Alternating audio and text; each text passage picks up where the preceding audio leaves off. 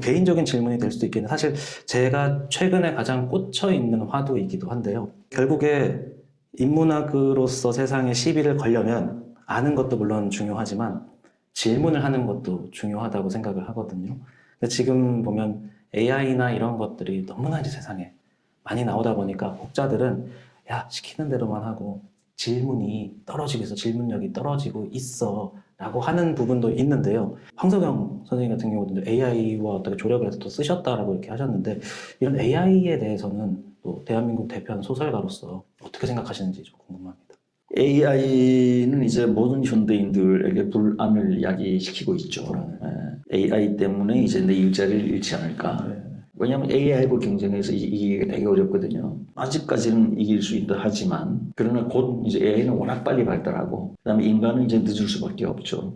제일 중요한 게 AI는 먹여 살려야 될 육체가 없잖아요. 육체가. 예. 인간은 육체가 있잖아요. 그렇죠. 맞습니다. 매일 먹여야 되고 입혀야 되고. 맞습니다. 이 경쟁이 될 수가 없죠. 그렇기 때문에 이제 AI에 대해서 우리가 범철학적으로 어떤 생각을 가져야 되냐면은 AI를 뭐 증오하거나 미워하거나 뭐 싫어하거나 할 필요가 없어요. 이미 닥쳐버린 문명이거든요. 그러니까 이거는 받아들여야죠. AI는 이것은 이제 각 개인의 문제이기도 하지만 한 사회의 문제이기도 하고 나라의 문제이기도 하거든요. 나라나 사회나 나는 사실은 같은 몸이잖아요. 그러니까 우리가 AI를 거부하거나 AI 문명의 대우에서 낙오되면은 다른 나라한테 짓밟히는 거예요. 이제 AI 혁명이라고 할 수가 있는데 그래서 낙오되면 안 되죠. 얼마 전에 그 미국에서 이제 AI가 너무 무섭게 발달하니까 이러다가 인간이 다 잡아먹히는 거 아니냐 해서 AI를 좀 스탑을 시키자. 그랬던 움직임이 있었지 않습니까? 그런데 실제로 이루어지진 않았죠.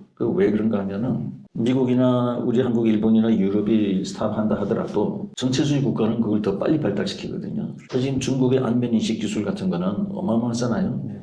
그거는 5살 때 저지른 범죄가 90살 때도 그대로 드러났죠. 그 기술에 의해서. 그러면 인간이 국가에 완전히 종속되게 되는 거예요. 꼼짝도 못하게 되는 거죠. 그러니까 이 AI는 전체주의 국가하고 만났을 때 굉장히 무서운 겁니다. 근데 우리 그 민주자유세계 마스터한다 그래가지고 그네들이 알아서 스탑하는 게 아니잖아요. 그러니까 이거는 스탑을 이미 이 문명에서는 어느 한쪽이 스탑을 못하는 거예요. 자칫 잘못하면 전체 국가들의 노예가 될 수밖에 없죠. 그래서 이제 미친 듯이 나가는 거거든요. 이건 이제 따라가야 되는 겁니다. 그러나 한편으로는 이제 그러면 이 AI의 폐해와 문제, 즉 그것은 한편으로는 이제 그 누구나 편리를 볼 수 있는 능률이 있지만 한편으로는 이제 인간성을 잃고 있는 문제, 또 더 크게는 끊임없이 야기시키는 존재의 불안, 이걸 어떻게 해결할 것이냐. 그거는 이제 우리가 인류의 스승들을 소환해서 생각해 보면 돼요. 예수나 석가가 이 AI 세계에 이제 오셨다. 또는 지금보다 뭐 한 500배, 1000배 더 발달되어 있는 AI 세계에 이제 예수나 석가가 오셨다. 이때 이분들이 어떻게 이 문제를 해결할 것이냐, 그걸 생각해 보면 되죠. 그러면은 예수나 석가가 아주 그 AI 학원에 등록해서 엄청 열심히 하실까요? 그러진 않을 거 아니에요. 그러면은 그분들은 어떻게 하실까? 그거는 이제 우리가 조금 더 깊이 생각하자면 구체적 경우를 들기 전에 현대 철학은 이 AI 문제를 어떻게 생각하느냐를 봐야 되는 거거든요. 철학이라는 거는 가장 똑똑한 사람들이 수천 년 동안 해왔던 거 아닙니까? 돈도 어마어마하게 벌 수 있고 그걸 또 큰 권력을 잡을 수 있는 분들이 다 포기하고 그 최고의 두뇌를 진리를 찾는데 오련해왔던 게 이제 철학 아닙니까? 플라톤, 아리스토텔레스에서부터 이제 그 토마스 아퀴나스, 데카르트, 칸트, 헤겔, 니체 이르기까지 그 수많은 철학자들이 이제 진리란 무엇이냐, 나는 어디서 와서 어디로 가느냐, 뭐가 옳으냐, 무엇을 할 것이냐, 이런 문제에 오랜했지만 결론이 뭐냐? 결론은 진리란 없다거든요. 진리를 찾을 수 없다는 거예요. 만 명이 있으면 만 개의 진리가 있지, 하나의 진리가 있고 사람이 그걸 다 따라야 된다는 게 말이 되느냐? 그럼 그 하나의 진리는 뭐냐? 그게 과학이냐, 그게 뭐 마호메트교냐, 그게 예수교냐, 불교냐? 그러니까 진리가 없다는 게 맞을 수밖에 없는 거죠. 그래서 이제 이 철학은 스스로 자살을 한 거예요. 자살을 하면서 유언 비슷한 걸 하나 내놓은 게 있어요. 그게 뭐냐면은 진리가 뭔지 알 수는 없지만 하나 매우 분명한 사실은 인간은 누구나 자기 삶의 요리사다. 그것만은 틀림없다는 거예요. 인간은 누구나 자기 삶의 운전수를 하는 거죠. 그렇기 때문에 진리가 없다고 해서 마구 살아서는 안 된다. 최소한 성실하게는 살아야 된다는 거거든요. 이 유언 비슷한 게 진리보다도 훨씬 더 진리 같은 거예요. 어마어마한 걸 유언처럼 내뱉은 거죠. 성실하게 살아야 된다. 우리가 부처의 삶을 볼 때에 부처는 모든 인간 중에 가장 크게 깨우쳤다고 우리가 믿는 분이잖아요. 가장 크게 깨우친 이분이 그 이후 깨우친 이후의 삶을 어떻게 살았느냐. 그는 35세에 깨우쳐서 80세 돌아가실 때까지 매일 동양을 다니고 그게 그렇게 사신 거예요. 신선 노름하고 뭐 하늘하고 대화하고 이런 게 아니잖아요. 우리하고 똑같은 거예요. 그분도 먹여 살려야 되는 육체가 있고 입어야 되는 옷이 있고 또 화장실도 가야 되고 그러니까 그분들도 AI한테는 상대가 안 되는 거예요. 그렇지만 이분들은 AI 아니라 지금보다 1000만 배 발달한 AI가 와도 이 사람들을 넘을 수가 없는 게, 즉 우리 인간을 넘을 수 없는 것은 뭔가 하면은 능률이나 효율 면에서는 AI가 뭐 어마어마하죠. 우리가 거기하고 그런 면에서 겨룰 필요가 없는 거예요. 다만 인간은 자기가 할 수 있는 범위 내에서 최선을 다하면 되는 거예요. 그게 성실이죠. 왜냐면 부처가 그렇게 성실하게 살았잖아요. 그게 크게 깨닫고도 돌아가실 때까지 보통 크게 깨달으면은 이 지루한 삶이 싫거든요. 자살하거나 뭐 룰을 깨거나 규칙을 깨고 뭐 파괴하고 다 그런 거 하잖아요. 근데 부처는 80세 돌아가실 때까지 성실하게 일생을 하루같이 산 분이란 말이에요. 그게 우리 인류에게 주는 교훈이 큰 거예요. 성실이죠.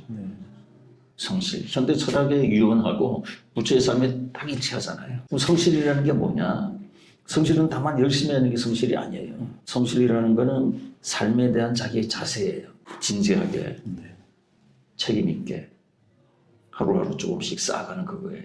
쓸데없는 감정이나 욕망이나 허욕이나 이런 데 휘둘려가지고 불안해하고 AI가 앞으로 세상을 덮으면 어떡하나 이거 상관없이 인간으로서 나의 한계가 있으니까. 그렇지만 나는 내 삶에 대해서 매일매일 조금씩 진지하게 책임있게 살아가겠다. 아침에 일어나기 싫지만 그러나 일어나서 내 할 일을 하는 것이 내 삶에 대한 나의 태도다. 이렇게 사는 거예요. 그것이 이 AI 시대를 살아가는 인간의 해법이죠. 그렇게 성실하게 살면은 불안이고 뭐고 있을 게 없는 거예요. 그렇게 사는 거예요. 인간의 삶이란 그런 거니까. 그래서 쫄지 마라. 왜냐면 직장을 잃으면 나만 잃느냐. 내 능력을 그 AI가 추월하는데 그럼 AI한테 추월당한 게 나뿐이냐. 온 인류가 다 추월당하는데 뭘 남들보다 그렇게 앞서서 불안해하고 그 쩔쩔매고 할 것이냐. 그냥 꾸준히 부처처럼 살겠다 하면 되는 거죠. 그게 이제 이 해법이거든요. 그래서 철학적으로는 이제 AI 시대를 그렇게 살아가는 거고, 그 다음에 이제 글을 쓰는 작가라든지, 이게 뭐 누구나 마찬가지죠. 뭐 음악가도 마찬가지죠. 지금 뭐 AI가 만든 음악 같은 거 어마어마하잖아요. 맞습니다. 이런 시대에 이제 그 휴대폰하고도 싸우기가 어려운데, 이 AI까지 나와서 이제 인간성이라는 건 어디 가느냐. 그건 별개로 내가 글을 쓰는 행위라는 게 중요한 거예요. 성실하고 마찬가지죠. 내가 나의 글을 쓰는 행위는 AI가 지금보다 뭐 수억 배 더 발전이 돼도 이거는 어디가 우월하다, 열등하다 이렇게 볼 수 있는 문제가 아니잖아요. 내가 글을 쓰는 행위가 중요한 거지. 나는 내 글을 썼는데 그게 AI보다도 뭐 떨어지느냐 우월하냐 여기에 신경을 쓰는 거는 이상한 거죠. 그럴 필요가 없는 게 나는 내 삶을 내 필력으로 기술한 거거든요. 나는 내 생각을 쓰는 거거든요. 그래서 지나치게 AI하고의 경쟁이다 이런 생각을 할 필요가 없어요.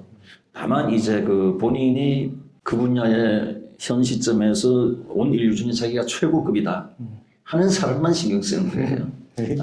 그러니까 지금 이제 그 겨우 글 쓰는 사람이 이 AI 때문에 내 글을 막 이거 어떠냐 그건 할 필요가 없는 거죠. 여기 말씀 듣고 제가 와 불안한 마음이 너무 이제 가라앉는 거예요. 다들 불안하고 나만 불안한 게 아니다 하는 걸 이제 느끼게 됐고요. 마지막으로요, 그 독자분들에게 세종의 나라 독자분들에게 한번 보시면서 하시고 싶은 말씀 한번 부탁드리겠습니다. 예, 일단 세종의 나라를 읽어주셔서 매우 고맙습니다. 여러분들이 이 책 세종의 나라를 읽어주시는 것이 독자 여러분들의 지적 만족, 자아의 정체성 확립에도 도움이 되지만 무엇보다도 그 자체가 우리 사회와 나라를 위해서 크게 기여하시는 겁니다. 왜냐하면은 세종이 전 세계에서 가장 우수하고 가장 쉬운 글을 만들어 주셨음에도 불구하고 현대 한국은 전 세계에서 가장 빠른 속도로 문해력이 붕괴하고 있습니다. IT 산업이 발달하고 휴대폰 문화가 발달하다 보니까 모두가 그 가볍고 빠르고 얕고 이제 이런 것만 좋아하거든요. 그러다 보니까 개인은 자꾸 정체성이 파괴되고 퍼스널리티, 자기 자신의 독특한 개인의 속성, 캐릭터가 이제 다 없어지는 거죠.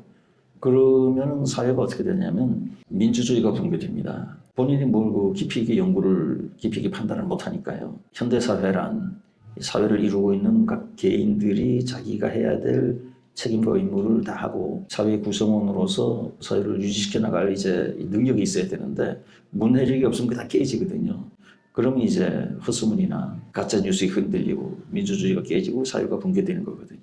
근데 지난 10년간 우리나라가 전 세계에서 가장 빨리 지금 문해력이 붕괴되고 있어서 온 나라가 난리 아닙니까? 이런 형편에 독자 여러분들이 꼭 참고 인내하면서 이 두 번째 책을 읽어주시는 행위 자체가 사회와 나라를 위해서 큰 도움이 되신다 이렇게 생각되어서 저는 비단 제 책을 읽어주셔서가 아니라 나라와 사회를 위해서 이바지하고 계시다는 점에서 매우 감사드리고요. 세종의 삶과 권위에 대해서는 이 책에 구설하게 나와 있으니까 책을 읽고 기억해 주시면 고맙겠습니다. 감사합니다.